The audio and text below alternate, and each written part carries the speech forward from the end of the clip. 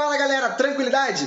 O assunto da nossa aula de hoje é sobre trigonometria. Vamos iniciar o nosso conteúdo sobre trigonometria. Cara, tu tem medo quando fala sobre isso? Você tem aversão à trigonometria? Já fica todo arrepiado quando ouve falar sobre esse tema?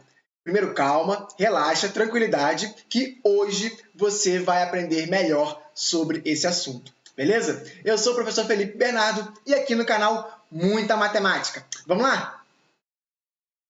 Então é isso aí, galera. Antes de tudo, antes da gente iniciar esse conteúdo sobre trigonometria, primeiro eu peço que você abra o seu coração, não tenha esse medo pré-instaurado dentro de você, não tenha aversão a esse tema e vamos devagarinho, tentando aprender um pouco mais sobre isso, tá? Tem alguma dúvida? Pausa o vídeo, retorna, tenta verificar novamente, entender melhor o que eu falei nesse momento. E você vai, aos poucos, adquirindo cada vez mais conhecimento, beleza? Matemática não tem jeito, matemática é insistência, matemática é repetição. Então, peço para você dar uma chance à trigonometria, beleza? Então, vamos lá, galera. Primeiro, vamos iniciar aqui falando um pouco sobre o ciclo trigonométrico, tá ok? Então, eu vou fazer aqui uma circunferência e vocês vão entender melhor o que ela vai significar para a gente, beleza? Então, vamos lá. Eu tenho aqui uma circunferência. Essa circunferência vai possuir um centro, certo? Vou fazer aqui com preto. Primeiro, vou traçar aqui esse segmento. Fazer um pouquinho mais por fora. Pronto. Aqui, outro segmento. Beleza. A gente vai entender que o ciclo trigonométrico, ele é, na verdade, uma circunferência, onde essa circunferência sempre possui raio 1, beleza? Então, lá da nossa aula de elementos de uma circunferência, a gente vai lembrar que o raio, é esse segmento que vai unir o centro da circunferência até a borda, beleza? Então, aqui, ó, por exemplo, aqui é o centro O, aqui eu tenho, por exemplo, um raio, OA, Ou aqui, por exemplo, se eu fizer aqui, ó, OB também é raio. Ou aqui, OC também é raio. Ou aqui, OD também é raio. Ou se eu fizer qualquer outro que não está aqui na figura, Por exemplo, aqui, fizer aqui, OE, também é raio, tá? E todos esses caras vão valer 1, beleza? No ciclo trigonométrico, a nossa circunferência, deixa eu tirar esse monte de ponto aqui, que não tem necessidade. O nosso ciclo trigonométrico vai valer sempre 1, tá? É importante a gente lembrar que o ciclo trigonométrico nada mais é do que uma circunferência centrada na origem de um plano cartesiano, por exemplo, tá ok? Então, você sabe que daqui até aqui vai ser uma unidade de distância.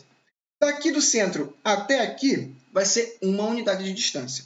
Do centro até aqui, esse ponto, vai ser uma unidade de distância. E para baixo, a mesma coisa, vai ser uma unidade de distância. Por que eu estou tentando frisar sobre unidade de distância? Por quê? Quando você centra o seu plano cartesiano, quando você tem lá o seu plano cartesiano, vou fazer aqui bem porcamente, você tem valores positivos e negativos. E aí já começa um pouco a confusão do estudante quando vai estudar trigonometria. Para a direita, você tem valores positivos. 1, 2, 3. Para a esquerda, você tem valores negativos. Menos 1, menos 2, menos 3. E assim vai. A mesma coisa para cima e para baixo. 1, 2, 3, Quando você estuda. Para baixo, menos 1, menos 2, menos 3, e assim vai, certo? Então, quando você quer fazer alguma coisa no plano cartesiano, você coloca essa direção, Por exemplo, eu quero fazer aqui no ponto 2, menos 1. Então, você vem aqui no ponto 2, menos 1. Então, você está mais ou menos aqui, esse ponto. Agora, repara, se eu quiser andar 3 unidades para cada lado, se eu quiser andar 3 unidades para a direita, eu vou parar aqui, eu estou no 2, Vou para o 3, vou para o 4 e vou para o 5. 3 unidades para a direita. Se eu quiser 3 unidades para a esquerda, eu volto para o 1, volto para o 0 e paro no menos 1. Vou parar aqui. Repara que eu já fui para a zona negativa.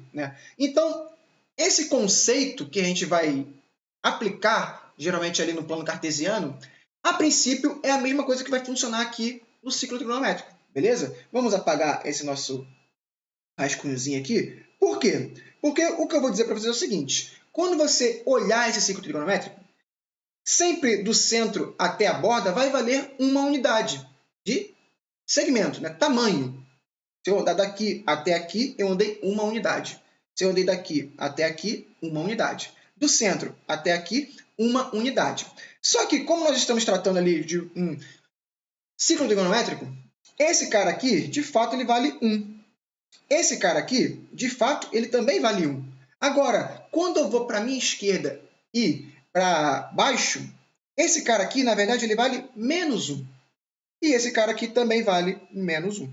Beleza? Então, repara, a distância, né, o segmento, o tamanho desse cara até esse cara vale 1 unidade. Porém, entretanto, ele aqui, se porventura nas contas que nós fizermos, nós identificarmos que vamos ter que parar nessa região aqui, ela não vai valer 1, ela vai valer menos 1, porque ele vai estar numa zona negativa, tá? Tanto para a esquerda quanto para baixo são regiões da reta, né, do eixo, que nós vamos estar tratando dos valores negativos. Para a direita e para cima são os valores positivos, né? Aqui os números aumentam acima do zero, aqui os números diminuem abaixo do zero. Aqui os números aumentam acima do zero e aqui os números diminuem abaixo do zero.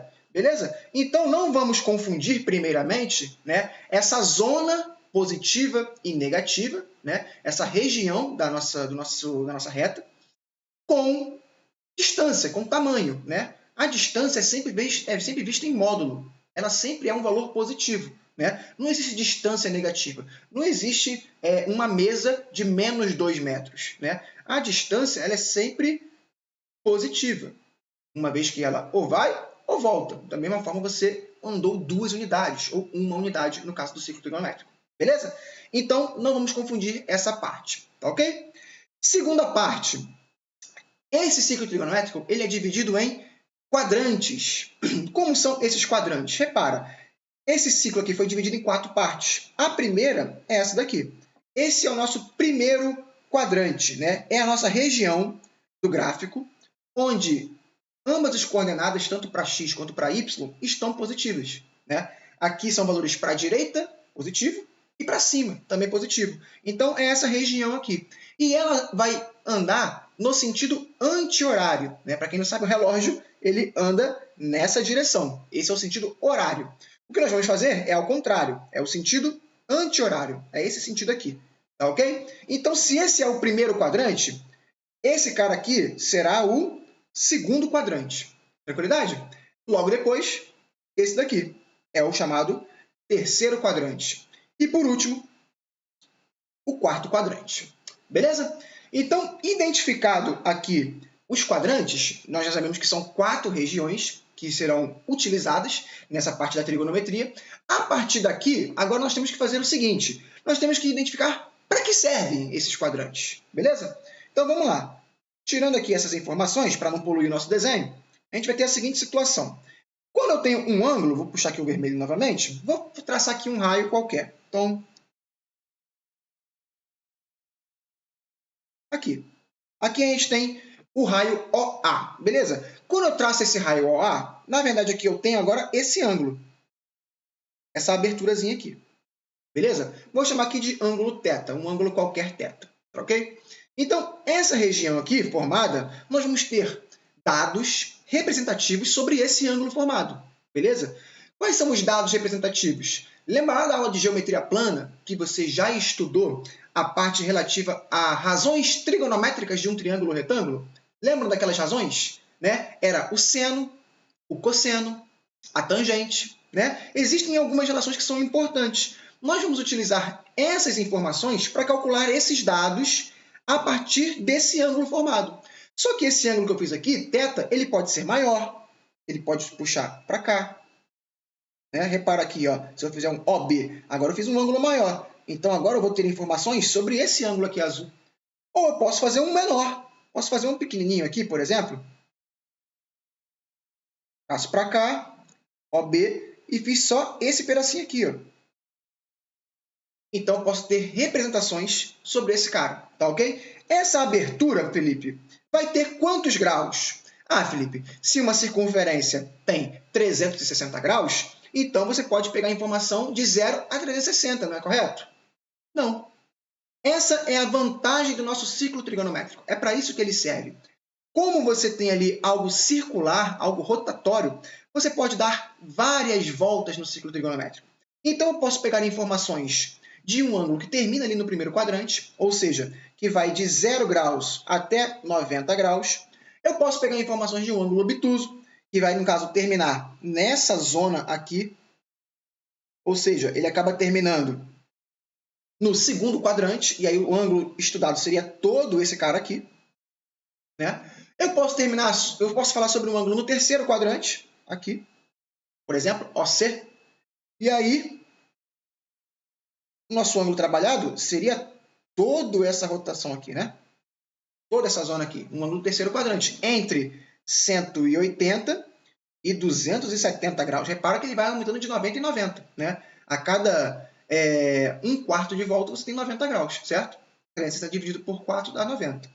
Ou eu posso terminar no quarto quadrante, né? Aqui uma zona D, seria todo esse ângulo aqui, né? E aí eu estou entre 270 e 360 graus. Agora, além disso, além de toda essa situação que eu tenho de 360 graus, eu posso continuar rodando, né? Então, a gente vai ver um pouco mais para frente, ali na parte de redução ao primeiro quadrante, né? Quando a gente falar um pouco mais detalhado sobre seno, sobre cosseno, situações onde eu posso dar várias voltas no ciclo trigonométrico e vou parar no mesmo lugar das anteriores, da primeira volta, né? Então, por exemplo, Felipe, então você pode falar algo sobre um ângulo de 390 graus, por exemplo, que é acima de 360? Posso. Eu vou saber que essa região aqui, formada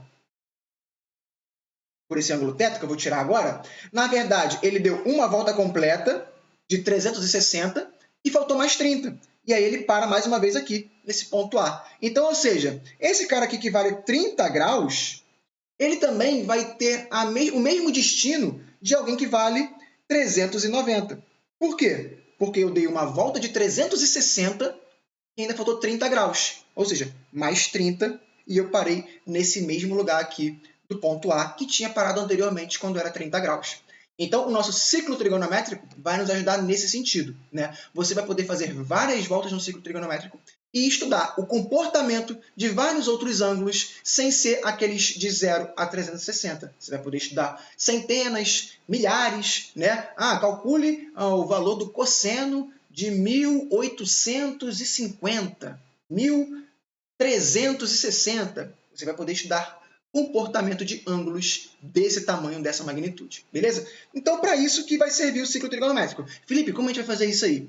Isso aí vocês garantem nas nossas próximas aulas. É só o início do nosso conteúdo, então espero você aí no próximo vídeo. Vamos estudar um pouco melhor sobre o que é o seno, o que é o cosseno, tangente e todas essas voltas no ciclo trigonométrico. Valeu? Te aguardo no próximo vídeo. Um abraço!